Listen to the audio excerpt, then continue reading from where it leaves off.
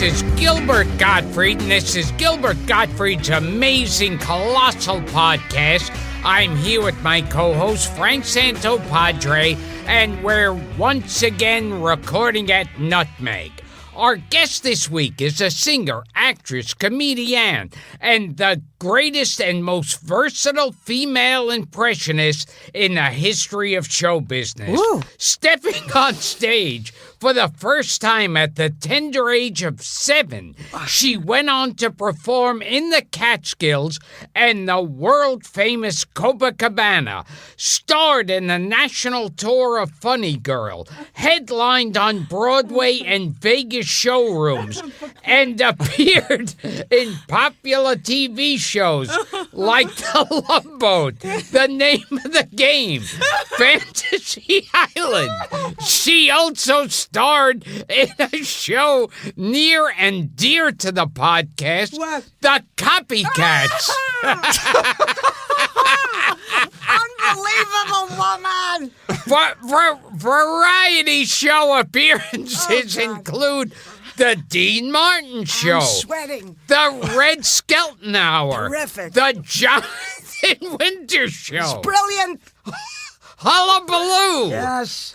Hollywood Palace, Oh my God. Craft Musical, Oh my. Easy for you to say. Did I do all of that? the Ed Sullivan Show, Yeah, right the here. Flip Wilson Show, Right here on our stage. and Sammy and Company. Yes. In a career spanning over 60 years, That's enough. she shared the stage and screen with everyone. Oh, well, almost.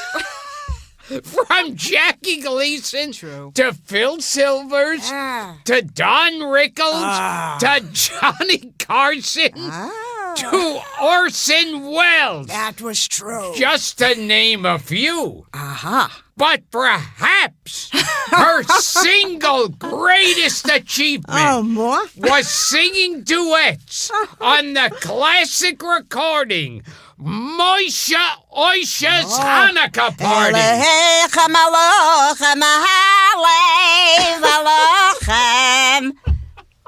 How did you get this? Please welcome the multi-talented Marilyn Michaels. Whoa, I'm exhausted from this introduction. We pride ourselves on our lengthy intros. I would say so. Hello. Welcome. You have done your due diligence, We as tried. they say, We Frank tried. Thank you. Santo Padre. You're too sweet. Now, talk about the first time we met. Oh, why? Why does people want to know that? Yes. I was watching you. I was at a comedy club, and I don't want to say how long ago, and I was with Charles Jaffe. Yeah, Woody Allen. Woody Allen's guy, and I used to hang out with him. He wanted to get lucky, but it wasn't very appealing. So, and he said, "There's this young kid who's going to come on. He's unbelievable." And then there were all the comics, and then you came on, and I said, "Oh," and you took the shot glasses and you put it on your eyes and you said, "Where's Delancey Street?" Something like that. I said, this man is a genius. I don't want to embarrass you. But immediately I knew you were a genius. And it was a thrilling night because of that. That's the first time. Yeah, and I remember after I met you, I went home and said to my mother, I said, I met Marilyn Michaels. What? And she said, she's related to Moisha Oisha. That's the first time. That's what she said. Really? And she's the one I heard the name Moisha Oisha from. No kidding. Well, yeah. So tell us who Moisha was. Because he had a career of his own. His waspish will tell us who Moisha was. That was my uncle. Far from the wasp. My uncle, he was iconic cantor, and he was also a movie star That's right. in film, and he did film. He was a movie star, films of the 30s, these extraordinary. The singing blacksmith. Yes, how do you know that? Oh, we do a little homework. That's fabulous. I don't know how. Did you train him to do that?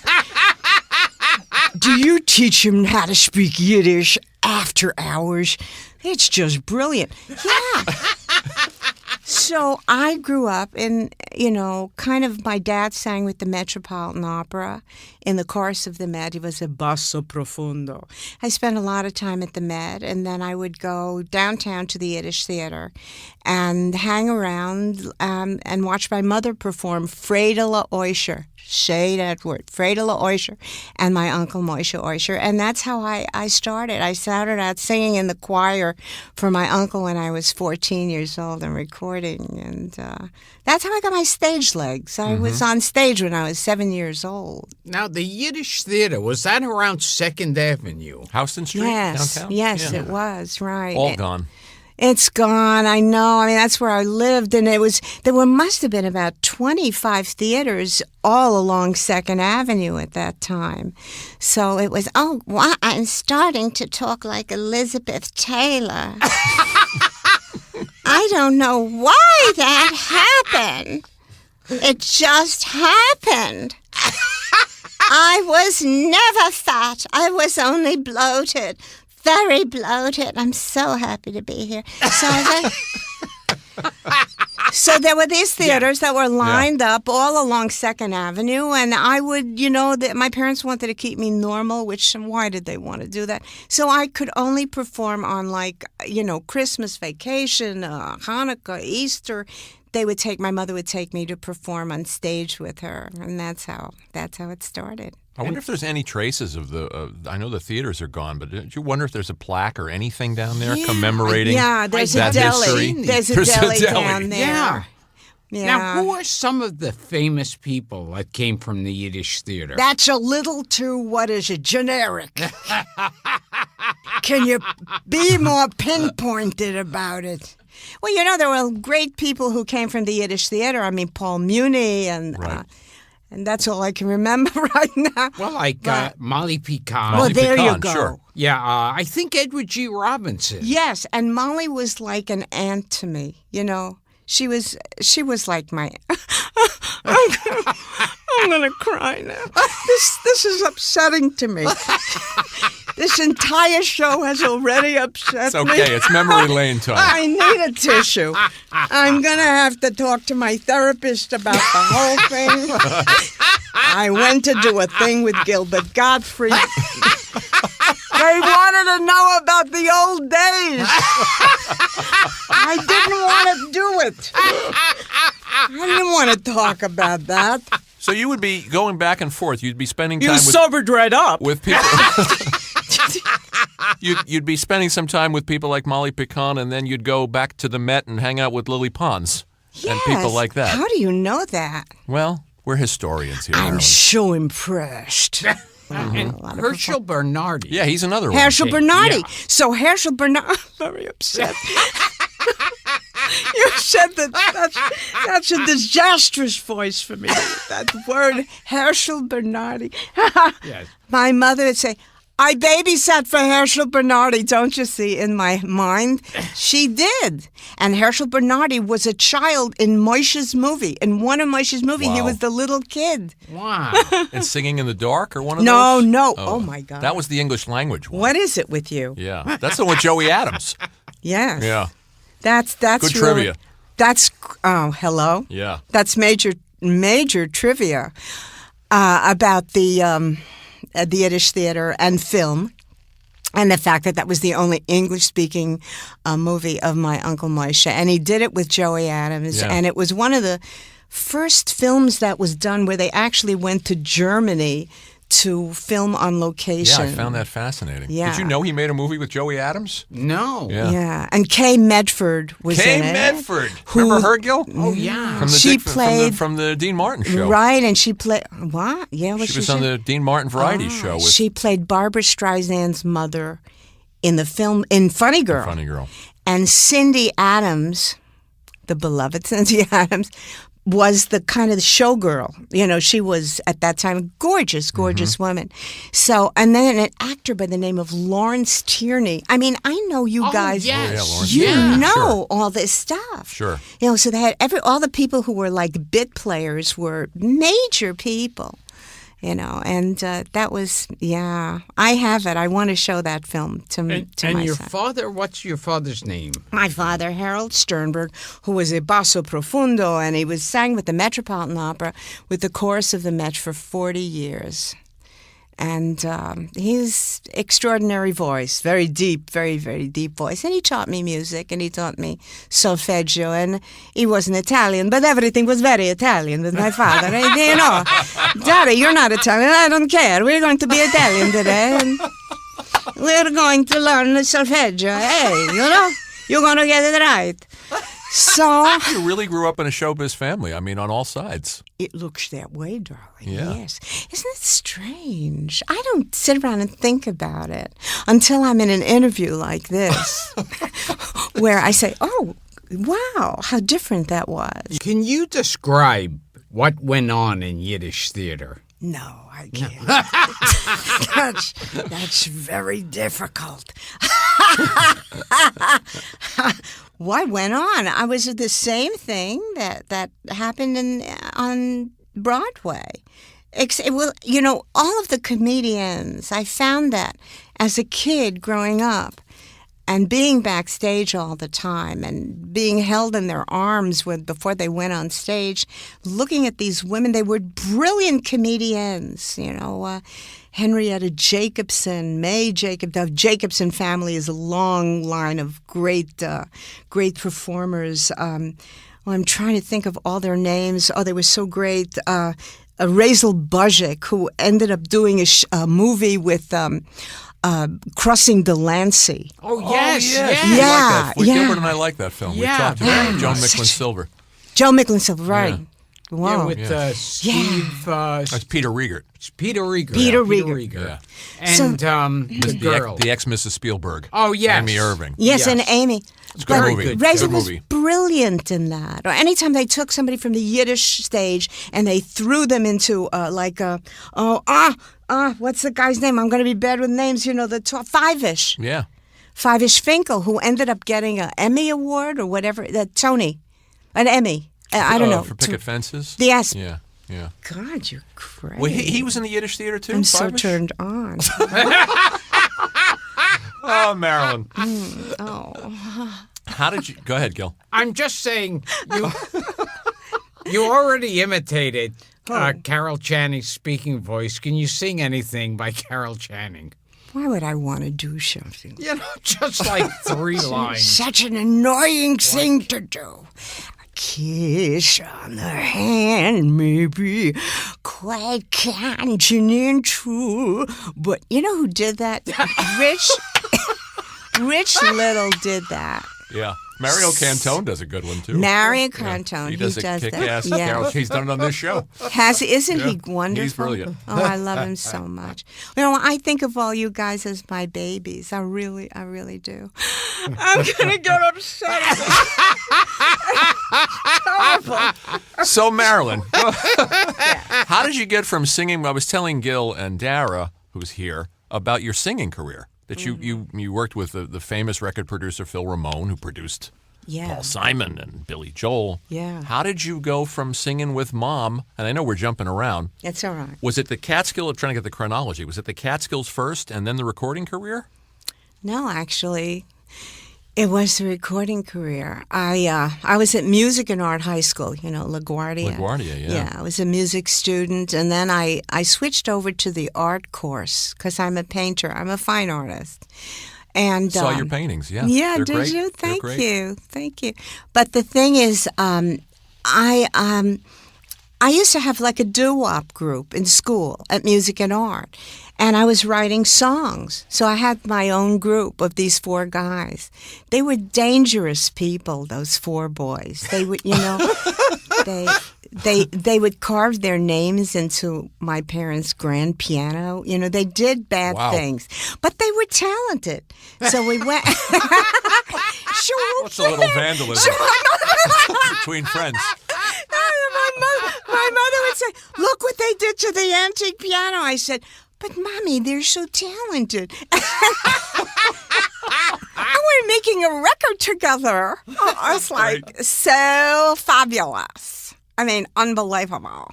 So I took these guys and the songs I wrote, and we went into NOLA Studios and we recorded one of the songs. And then I took the CD, it wasn't a CD at the time. I hate to tell you. It was a little thing that, a little acetate. And I went to the Brill Building, and I actually pounded the pavements. I mean, the original story of having pounded the pavements and, hello, I'm a very good singer. Would you sign me to a recording contract? That's what happened. Tony Orlando was here, and he had a similar experience. Oh, did he he used really? to go door to door, went to the Brill Building and all the buildings at Tin Pan Alley, right. selling his wares. Exactly. I was 17 years old, and they said, yeah, you're good. And they signed me. A guy named Ray Rainwater, who was the brother of Marvin Rainwater, and I started to record. Phil Ramone was the record producer. And they couldn't afford a string section. So Phil said, I have an idea. I'm going to play the violin. So he played the violin part. And I said, well, that's one violin. It's like, sounds a little chintzy. And he dubbed that violin over 2 more times. And we had a string section. That's great. I think that was the first time that was done. I think that's the first time that they overdubbed that way. So he did my first demo. And one of your songs was a response to a popular hit song. Was it Ray Peterson's "Tell Laura I Love Her"? Well, what happened after that is I ended up auditioning again for yet another record company, which was RCA Victor, for Hugo and Luigi. In the jungle, the mighty jungle, the lion sleeps tonight. They were great producers.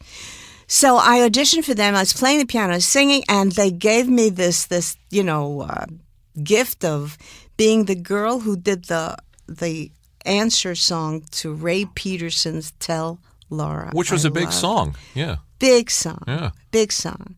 And so I was recording with RCA. It was a very upsetting but very wonderful time. And so you did that for a while. So you were really a singer. I mean, as far singer, as you weren't in comedy. No. I was a singer, and then I had been doing impressions all along, and I just slowly. When did you first discover you could do voices? I used to do them in the house, like just throwing them away. I would do. Put another nickel in the Nickelodeon. It was a Teresa Brewer. Teresa Brewer, yeah, sure. How much is that dog in the window? The one where nobody paid attention to it. Where the boys are, my true love will be. Connie Francis. And there was another audition for a guy who ran the Roxy Theater, Roxy Rothafel. I was 14 years old. So I auditioned, and I sang for him, and he said, do you do impressions? I said, yeah. And so I did impressions for him, and he wanted to sign me, but I was still going to school. So anyway, then I did the impressions, and when I started to do club dates, and at that time it was like a comedian. No. The show would start off, like in the Catskills, it would start off with a dance team. They were the hardest working of everybody because they would dance for 5 minutes and then they would collapse. They were dripping wet, and they got $3 to die, It was horrible. And then came the girl singer, and that was me. And then the guy who closed the show was always the comic. I see. Was always the comedian. And I started out, and I got $50 a show, and my manager was Harry Adler, who was managing Alan King. Oh, wow. That's right. He was something. He took $5 from every 50 everybody made. He wasn't an idiot. He got very rich on $5 from everybody. Wow, I like that. Yeah. So then, so I started. It went from $50 to $100 to $75 to $100. What I'm talking about is I was jumping, pumping, and then I waited in my ticket for terrific. You know, I just got a flashback. We should do a dueling Jackie mix. Oh, yeah. Of you on the Copycats. Yes. Oh, yeah. Where they attached you with these giant hands, with like one hand with the thumb sticking up and the other hand with Yes. the yes. And you were doing your Jackie like, oh, all of a sudden this patient over here is an expert on this, and he's looking at me like. I think I was dressed like him, pumping and jumping. Because I did my first show in the Catskills with Jackie at was it the Brickman Hotel? It was one of those hotels. It was absolutely brilliant. Yeah. I mean, so funny. Oh, my God. Oh, he's still funny.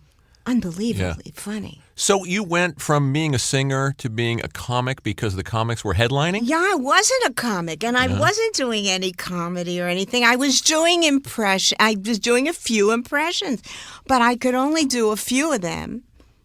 Maybe I did 6. Well, I did, Judy Garland and Sarah Vaughan. Okay, let's. Tonight we are so far apart.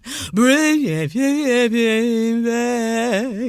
back to my lonely heart. So I was doing these people, and maybe 6, maybe 7. Judy Garland was my big one. And in doing the impressions, the little comic things, characteristics would come out. I started to get the laughs, So here I am, and I'm like killing, I'm singing, I'm screaming, I'm singing high soprano to get them to love me.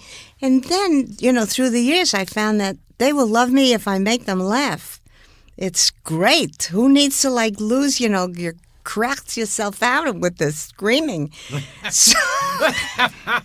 So, oh boy. So that happened very slowly, that the comedies. And right. then my mother said, there's this new girl, Barbara Streisand. You can do that. So I started to watch Barbara Streisand, and I picked that up really quickly. And I put that into the act. And you have to help me. And that was the beginning of doing the impressions. Right. Led to the comedy. I'm not a stand-up. Right, but I don't really singing do impressionist is something you don't see. I don't anymore. Yeah. I mean, you don't see impressionists anymore. Period. But you were an accomplished singer. You don't see impressions anymore. I mean, the Saturday Night Live. Well, is Yeah, but not. I mean, different. standalone impressionists. It used to be all the people who were on Copycats. Yeah. Where they used to go out on stage and go, imagine Humphrey Bogart was your waiter. It might go something like this. And they adjust their collar and turn around. Yeah, like Gorshin Frank Gorshin. and Yes. David Fry and people like that. And Rich Little. And Rich. Yeah, but Little. there are people who do impressions. I see what but you that mean. that impressionist thing went the way of ventriloquism. The last guy I could think of was Danny Gans, the Oh, guy yeah. in Vegas. He passed away, but he was This the last is getting headlining. very, very depressing. No, I understand what you mean. That they did it in a presentational way, and that doesn't exist anymore. But things change. I mean, like variety television is still there. It's just called The Voice. It just changes. It morphs like a kaleidoscope. It morphs into other things, but it's the same thing. It's the approach that becomes different. However, my act is still the same. And before I forget, do some Judy Garland. Just like that? Yes. Well, I don't know. It was like, do you want Judy talking? Or it was, when I met her, and I was performing in Vegas with Roger Miller. Do you remember Roger We Miller? just talked yeah. about him with In the John summertime, Biner. with Yeah, all we- my dream, yeah. a brilliant, Dang brilliant, dang me. And Roger liked me. He said, come on, we're going to go to Judy Garland's party. And I was so thrilled because Judy, that's it. I mean, that's it. That was the most iconic person for me in the world to meet her. And it was very difficult because it was just the 70s and she was very fragile. I mean, she was kind of like, she wasn't really there. I couldn't really communicate with her. She was there, but not there. She was out of it. And it just saddened me tremendously. You didn't do the impression for her. Was she aware that you did? She wouldn't have known. Oh, interesting. What's that? Oh, what's that? That's nice. I like that. Okay. I was born, the stars have lost their glitter, the winds grow colder, and suddenly you're, oh God, I'm good. And all because of the man that got away. Dara likes this. That's great.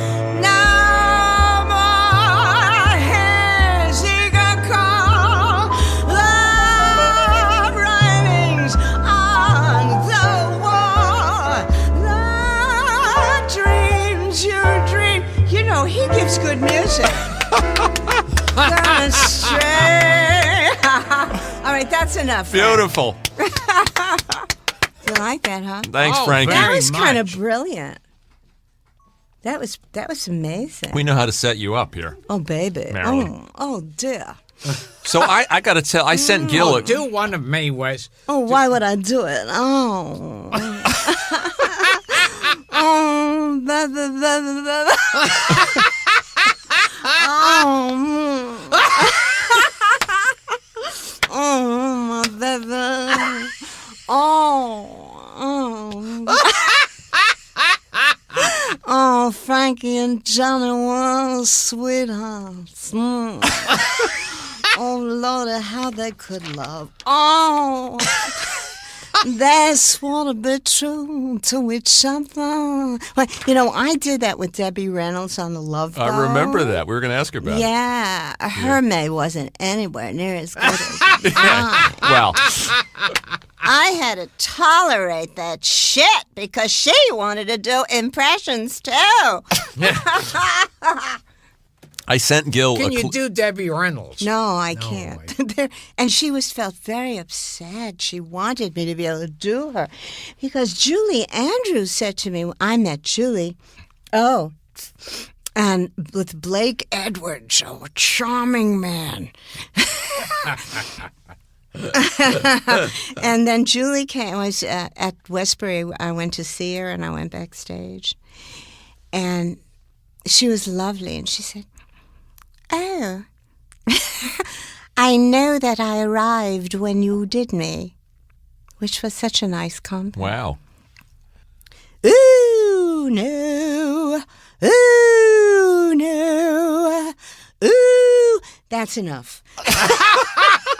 I was saying that I sent Gilbert a clip of you on the Hollywood Palace with Steve Lawrence. Steve Lawrence. Which is a great... Joan Collins, who said, and I quote, she sounded just like Julie Andrews. When are you going to do me? You got to get Joan Collins on this show. Joan that'd Collins. That'd be a get. But in this clip, the wonderful clip on Hollywood Palace, Steve Lawrence brings you out as all these different singers. Yes. Actually, that was on the Copycats. Yeah, it was great. Oh, It was that the was. Copycats? It was Yes. in black and white. I thought it was a... It was color. But that it one was- was color. Because I remember Steve Lawrence was a guest on the Copycat. Yes, I he think he was was. doing a Humphrey Bogart. Yes. He did a few impressions.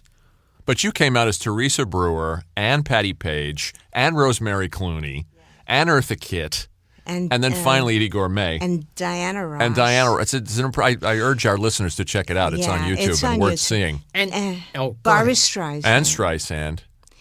And the thing that was the thing, I don't know that he was ready for it. I'm going to need a cookie soon, Dara. Got a blood sugar issue. I need just an inch for this. Those Bring the me a jar. chocolate cookie. No, wait a minute. I have a cookie. No, they have jars of stuff. There's all kinds of Leave me stuff alone. here. It's Oh, too believe me, far they away. have jars of cookies. Look what and- I've got. Marilyn is pulling an Oreo out of snack her bars. snack bar Well, out if of her. you- He's bringing you one He's right bringing now. you It's something. too late. I prepare my own. Yeah. Well, this Give this is woman one, a Kit Kat. Here, you can take one with There you go. Now, what was I saying? Oh, yeah. Oh, yeah. The thing is, at the end, I don't know that he knew, that Steve knew. I came out as Edie Gourmet. It's great. It's a great clip. Yeah, he seems genuinely surprised. There you go. He freaked. There's a snack for you. What are you giving me? Oh, wait a minute. You're taking a picture? No, wait. Is that Oh, my God. Fritz? Oh, Yeah. hello. You got choices. Oh, good. Oh, thank you. Can I take these The home? show is taking a snack Oh, break. absolutely. Oh, this is good. You want to take a picture?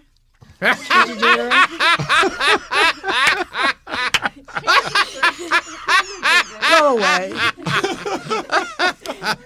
We'll do this after. Oh, and before I forget, another great comedian who you do a great impersonation of was the late, great Joan Rivers. Oh, she was so mean.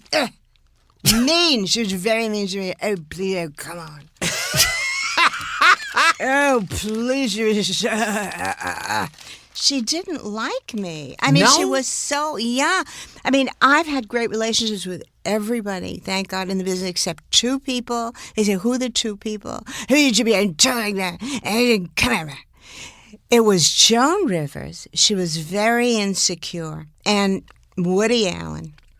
Wow. Oh, you were cut from Zelig too, right? You were supposed to be Mae West. in Yeah, Zelig. but yeah, I did Mae West right. He liked that. He was like pasted up. He couldn't stop looking at it, you know. But that's a whole story, which is in my book. Oh, I got to talk about my book. yeah, tell us Oh, about yeah. the book. Yeah, Yes. because I wrote a book and it's called How Not to Cook for the Rest of Your Life. So it'll be out in a couple of months and people will be able to get it. And it's all about my lifestyle, which is, you know, ordering up mashed potatoes and Jell-O and like everything. Because I don't like to do things like that. I'm not good at... But it's also a memoir. It's also It there's is, it also is. some memories and stories. There are a lot and- of memoir aspects to Okay. it. But you see, Joan... Yeah. admire her so much. This is a woman who, what a passion to do it. I mean, she was like, you know, like in her 80s and she's schlepping around the thing, schlepping with the, you know, going and doing constant, you know, Yeah. And that she had a kind work of, ethic, yeah. I know, the work ethic. And it's sort of like puts me off. It's like, I understand it, the need to do it.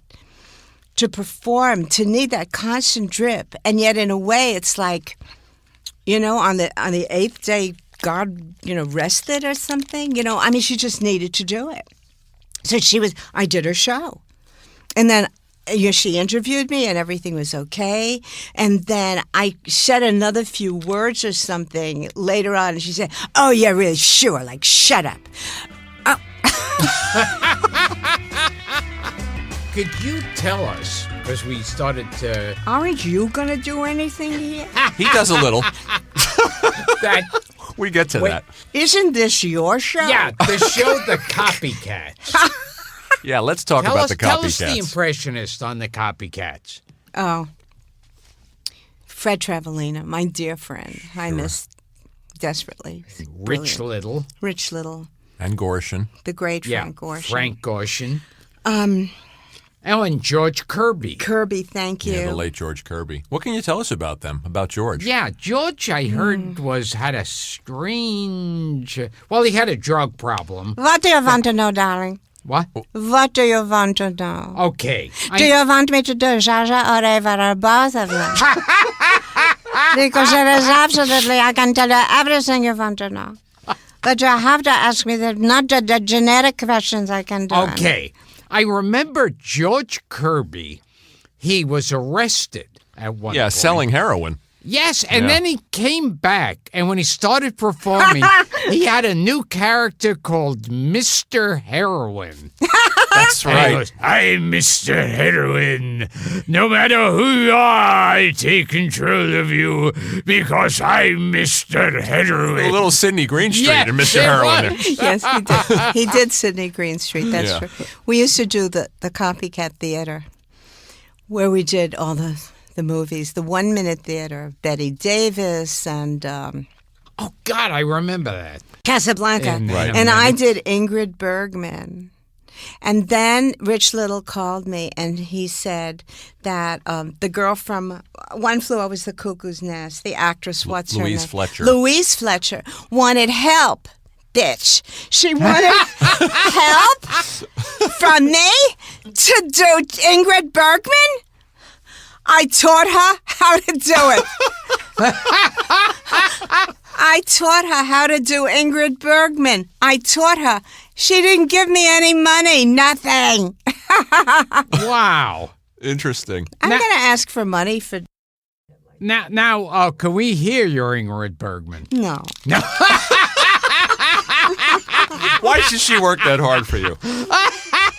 All right, we're going to try something fun. Well, see, the point of when actresses came over from Sweden or Germany, yeah, they didn't know how to speak, they were going to be, German or or the Swedish and whatever it is that they were going to do. Und lachen, sprachen. They came over and they had to teach them to speak for MGM or Paramount or Universal, whatever, Warner Brothers. How are they going to do this? I had to figure out how to do it so that she would get the part in The Cheap Detective. So she was talking like that because she comes from the Midwest. And how was I going to turn her into Ingrid Right. Bergman? Tall order. So I said, first of all, they came over from Germany or Sweden. They had to speak very slowly. So they taught them to speak slowly. Well, the first thing you need to do is slow up. Every single sentence. You don't never hear Ingrid Bergman saying, "Oh, I just can't wait to get out of here." You don't hear her talk that way. Everything is very slow up because they learned to talk slowly. That was part. There were only three things I told her. I said the second thing was that they had to end the consonants. Because when, we have lazy tongues in this country and we talk like this and, we talk, oh, yeah, well, I'm going here.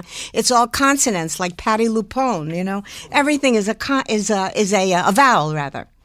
They had to be the ends of P, E, T, all those ends.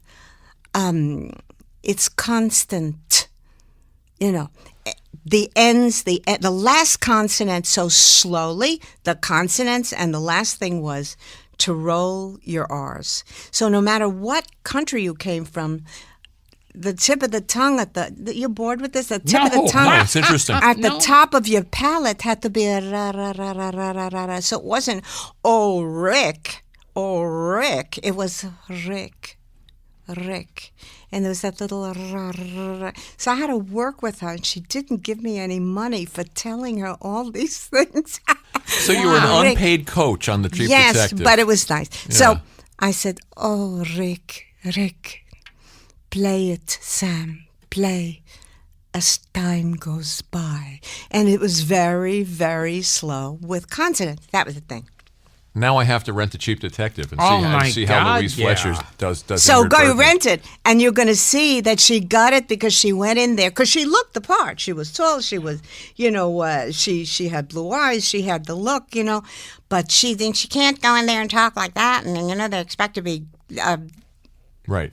so, oh, Rick, play it, Sam, play as time goes by. It's like they're reading, That's it. I remember, like, with the copycats, it's like, well, Rich Little, anyone who does Johnny Carson is imitating Rich Little's Johnny Carson. It's just like if you do Kirk Douglas or Burt Lancaster. You're it's doing Frank Gorshin. Gorshin. Frank Gorshin, yeah. Yeah. Well, they're brilliant. They're just brilliant.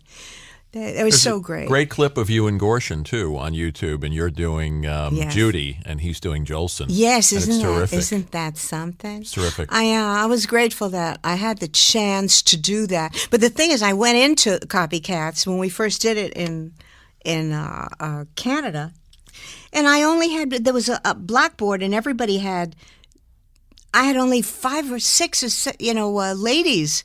And I figured if I want to be in the show, I'm going to have to work on characters. So I started to add characters as we went along, so I would get into the show, And sometimes you'd sing like a hit song that was on the charts. Like there's one of you doing Rose Garden as Lynn Anderson. Yeah. What I can't remember all the characters. And the show didn't even last that long. I mean, Gilbert and I have such fond memories of it.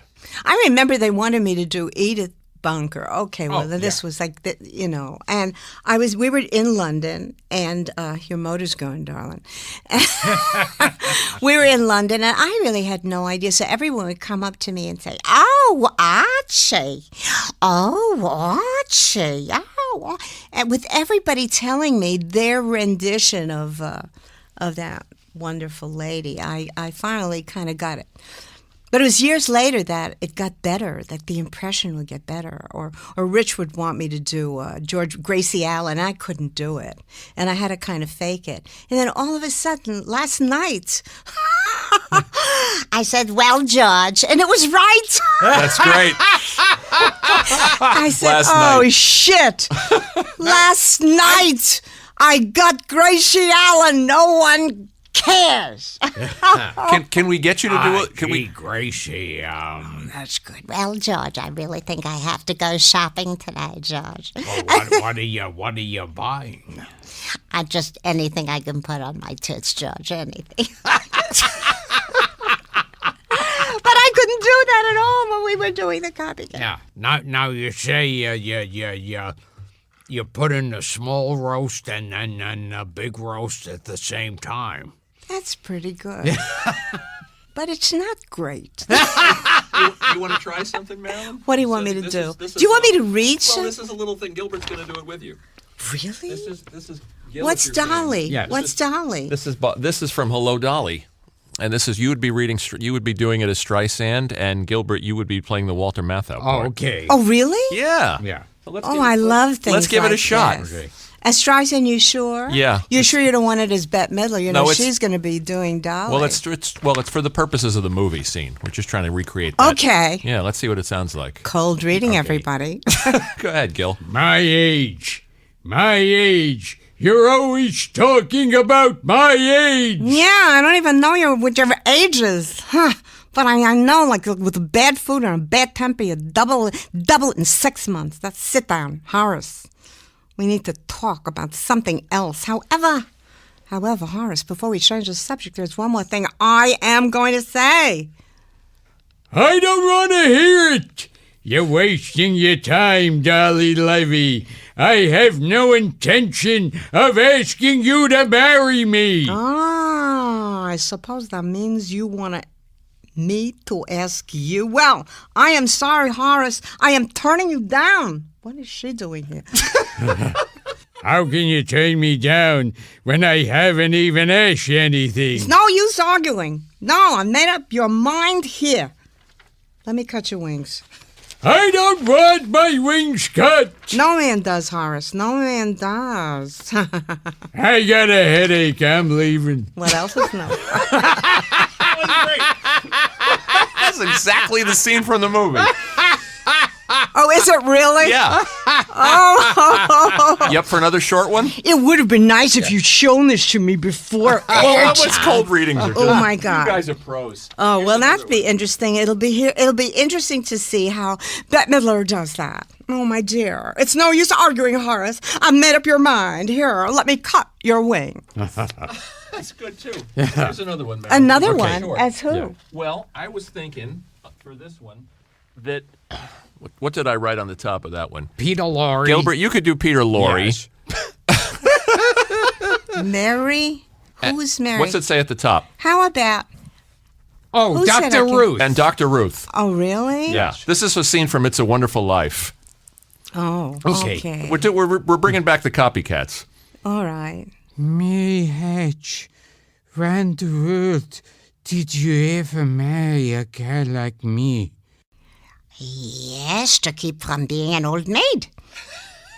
You could have married Sam Wainwright or anybody else in this town. But I didn't want to marry anybody else in town. I want my baby to look like you.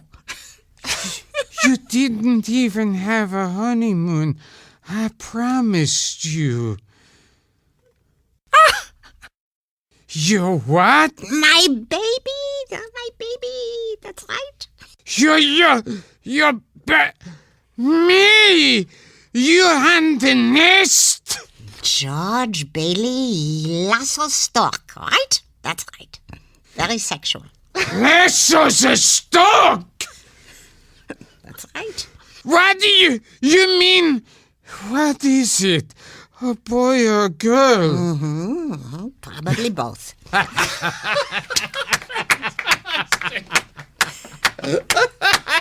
When you have two great mimics in the room together, you have to do something like that. You have to seize All the right, moment. if that's what you want. That was wonderful. That was very annoying, actually. Now, I remember on the Copycat you had Ron Moody on. Yes, he was on, wasn't he? And From I Oliver. remember him doing a great Groucho Marx imitation. Yeah, that's the most ridiculous thing I ever heard. I'm reviewing Tell us the advice that the situation. tell us the advice that Jack Benny gave you. Oh Because my! I've heard you say it was kind of a turning point. It was quite a thrill, and I had been called out. This is at the very beginning of my career, and I was called out to fill in for someone on the Ed Sullivan show out in Reno, Nevada at Harrah's. And, well, everybody would come in to see that show. I mean, I was a hit, and then all these people would come in. And then one night, and they said, oh, this man is standing outside, and he wants to know if he can come in and see you.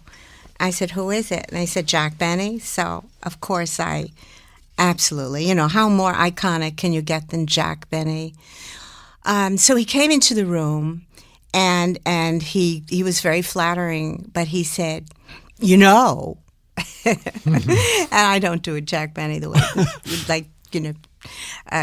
little Woody Allen maybe just the touch, But he told me that I should always say who I'm doing, never leave it to the audience to guess who it is, because I would do Barbra Streisand, and then after that, someone would say, "Do Barbra Streisand." I like that. What did Streisand think of your impression? Oh, she wasn't thrilled about it, because I was, George Slaughter, who He did was the show. George Slaughter was the producer of Laugh It. We had him here. Oh, you Yeah, did? we did. Yeah. We did. He was the one who I was auditioning for him about something, and he took me into the back room, and I thought, I'm going to get lucky. It's going to happen for me. My virgin days are over. This was at the beginning. But that wasn't it at all. What he did was, I remember I was sitting down, he was sitting at the desk, and he said, you know, you do the Barbra Streisand thing? I said, yeah. And he said, I want you to follow my finger with your left eye. And I followed but only with your left eye.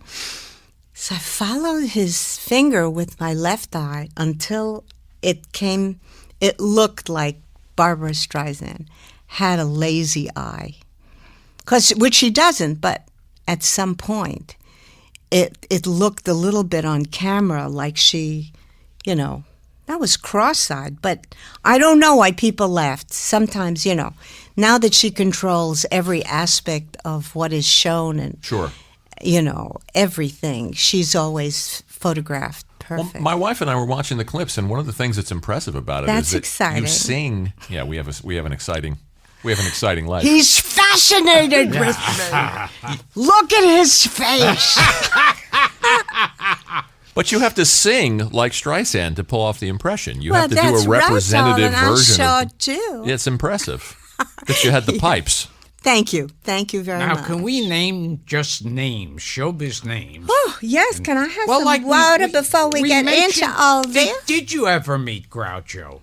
No, never No. worked with him. Never met never met him. Okay. Jackie Gleason. Oh yes. Oh God, I did the Jackie Gleason show. I want to say it was in Florida. I met him just he was about to go on stage doing a Honeymooners. I had just done this big number, and he looked at me and he said, "Our numbers just went up." I'm very verklempt. This is destroying me. Going back and thinking about all these Oh people. God. Jerry Lewis. Oh, Jerry Lewis. I'm still in love with Jerry Lewis, and I just did that wonderful 90th birthday party for him at the Friars with everybody. And actually, I did it with my son, Mark, who is also an impressionist and a pianist and a comedy writer. How did this happen? It's in the DNA. Yeah, and we did this thing. So Jerry Lewis was nice to you. Yeah, Jerry Lewis was more than nice to me. He was like,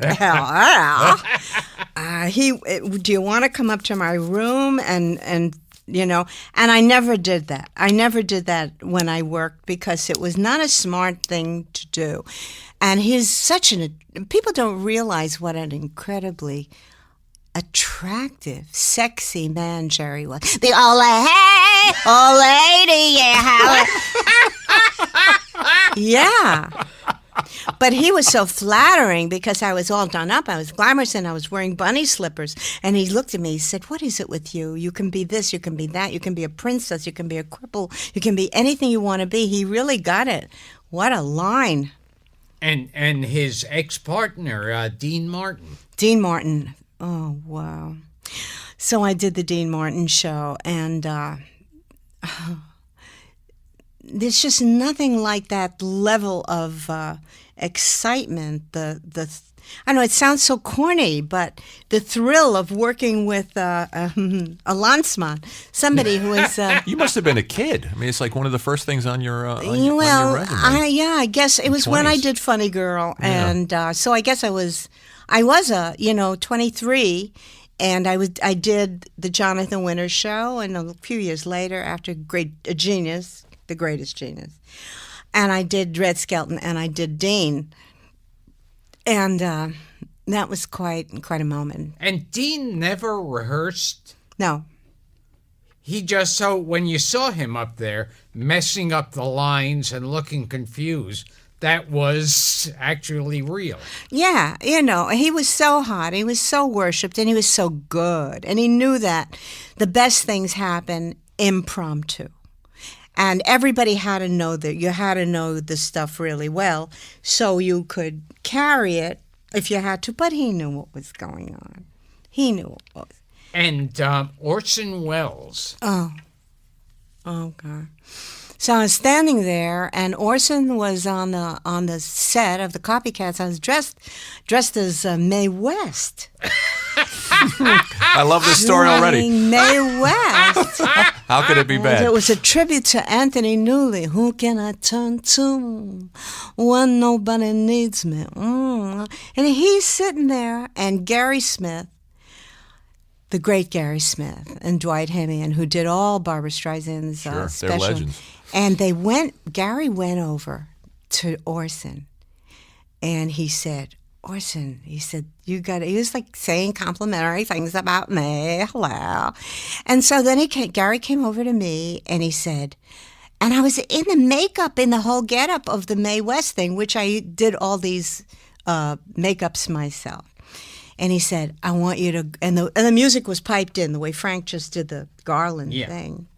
And he said, I want you to do Judy Garland right now for Orson Welles, I said, right in the makeup of it? So I just did it, the way I'm doing this stuff for you now. And Orson, I don't know, maybe he weighed, 500 pounds or something. He jumped out of the seat. he was just completely, I was just, just doing the Judy thing.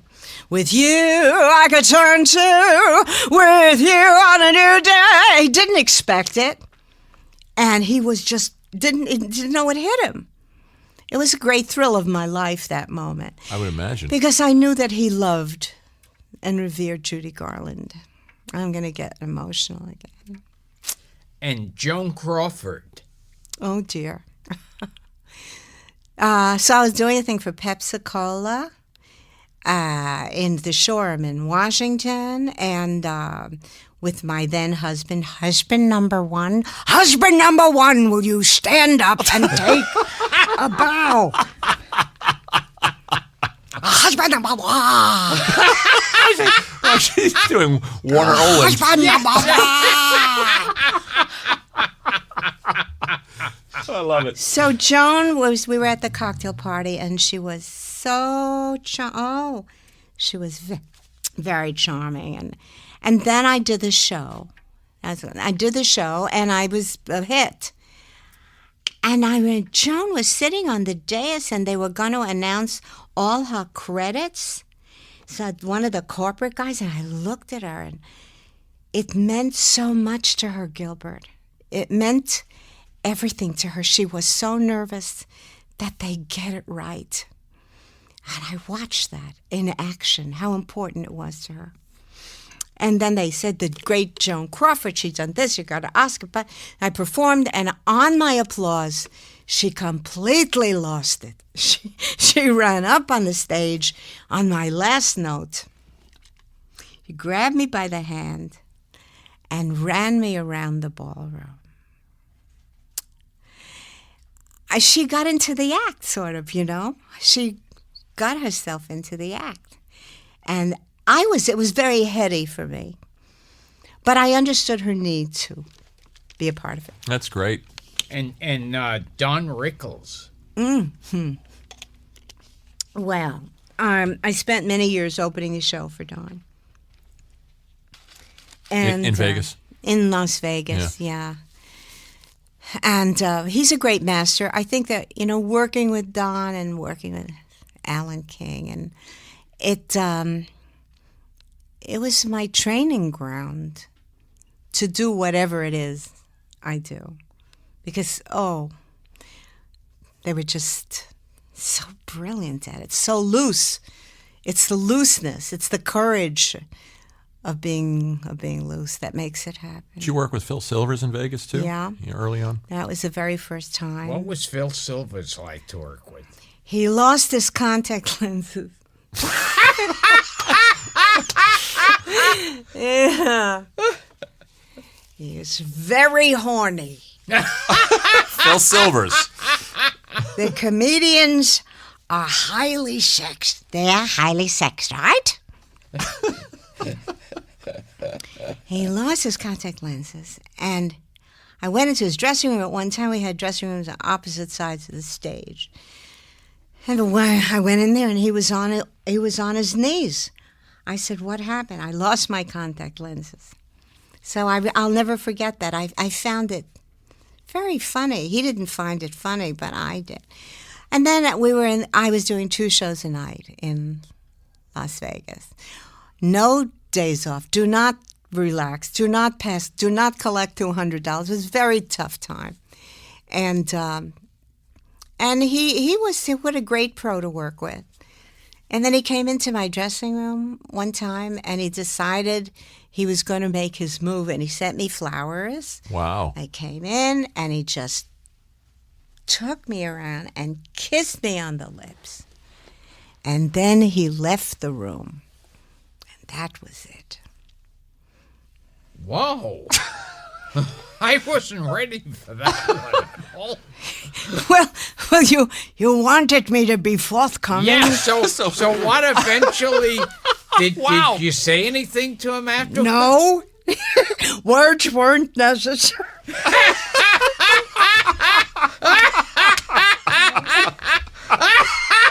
Oh, Marilyn is on the floor of the studio. She's on her back. Down on the floor.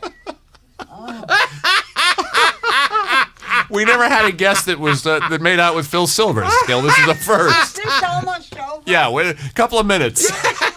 A few minutes, and we'll let it. Like the Chinese water torch. What other famous people have kissed you or gone further? Right. This is a whole other episode.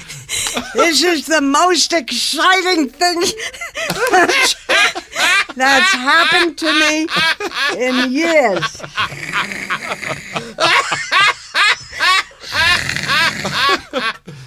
Hi, Dara. I was working. Oh, no, I was doing Funny Girl. Okay. I was going to follow Danny Kaye.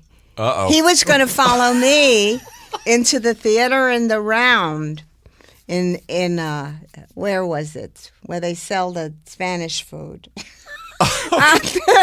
Colorado, Mexico. Arizona. Yes. Yeah. Okay, Arizona. I'm getting tired. Okay. Do you know where Delancey Street is?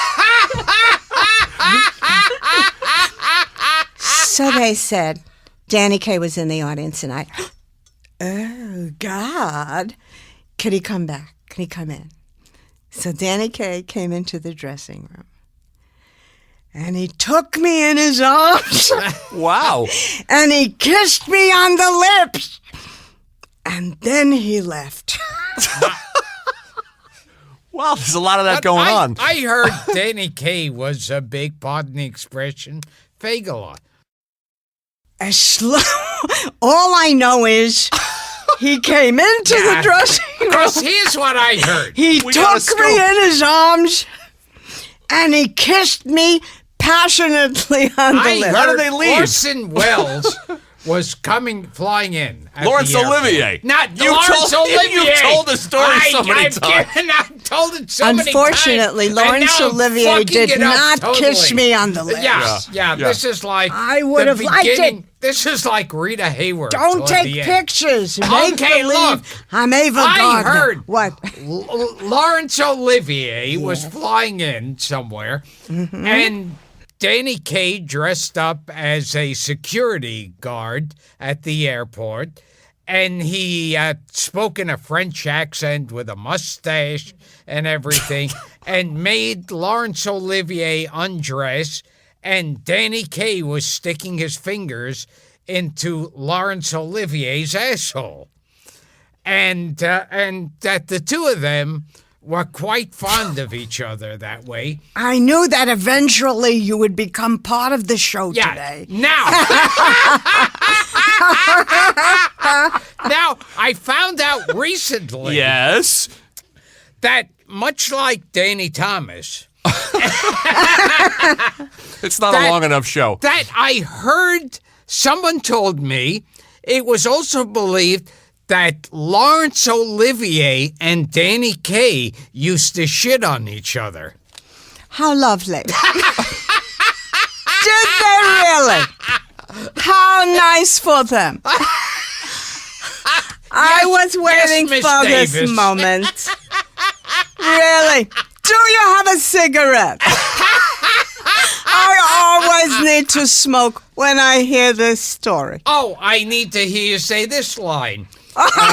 In reference to, I can't do Joan Crawford, but you couldn't do this if I wasn't in this chair. And now do the Betty Davis. What?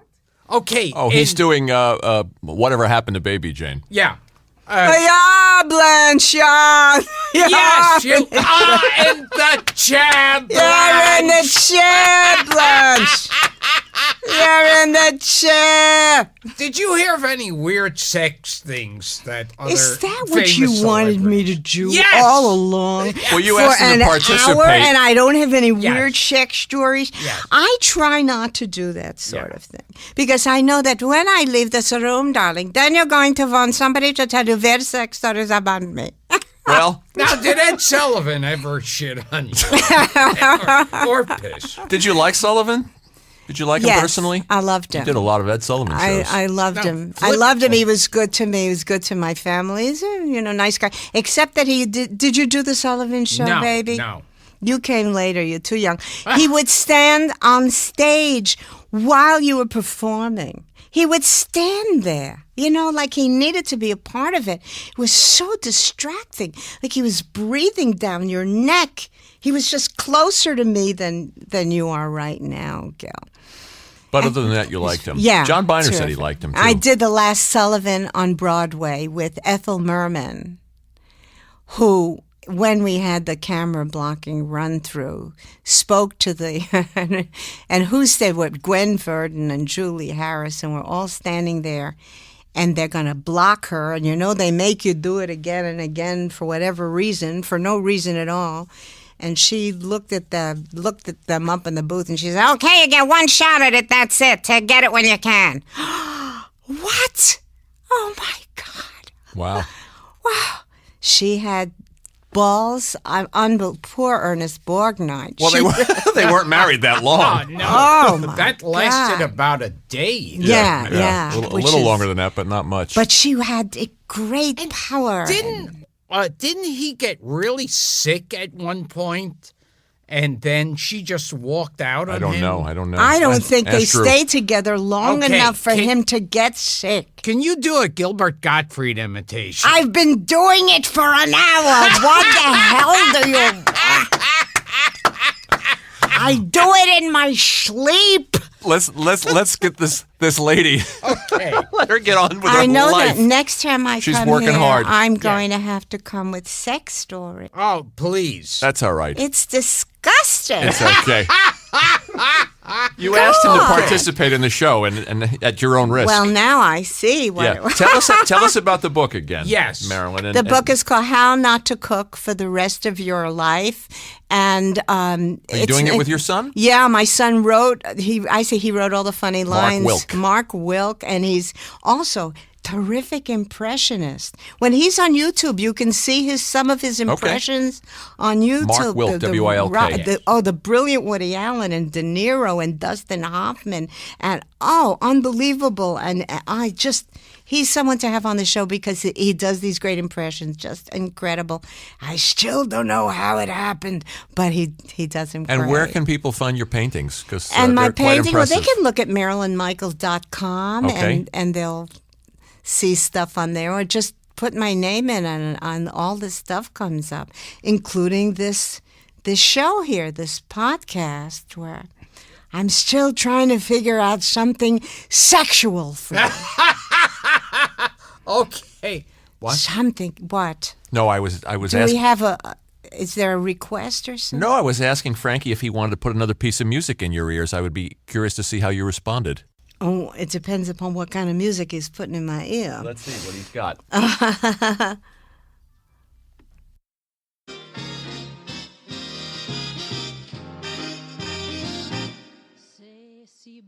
C'est si bon. So they say it in French. Like the French people do. Because it's so good. I don't think anybody recognizes her. C'est si bon. Eartha Kitt, of course. God, that was good. It was damn good. It's just Woman amazing. herself. Damn good. Wow, he knows my stuff. Oh, fabulous. Wow. Next time we'll have to plan more of this. We will. you You've know? worked hard, and we appreciate Yes. it. I did. Marilyn. So, Are you going to send me any money Yes. at all? yeah. Anyway, to wrap up, You know, I'm a Gilbert little- Gottfried. Some This snacks. has been Gilbert Gottfried's amazing Colossal podcast with my co-host Frank Santopadre and our engineer Frank Verderosa. Thank you, Frankie. And Nutmeg. And we've been talking to the niece of Moishe Oisha, That is true, baby.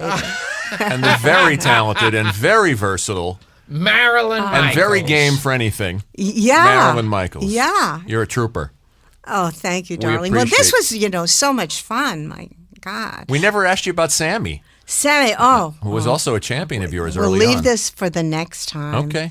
He was really my mentor, Sammy Yeah. Davis Jr. Yeah. Oh, Now you tell us. now I do tell you. What the fuck? I told you would have to. You wasted the whole interview. The whole thing went down and the now tube. as you're walking out. Which was useless Yeah, the whole yeah, hour. Yeah, it's like saying, oh, by the way, I shot Kennedy. It's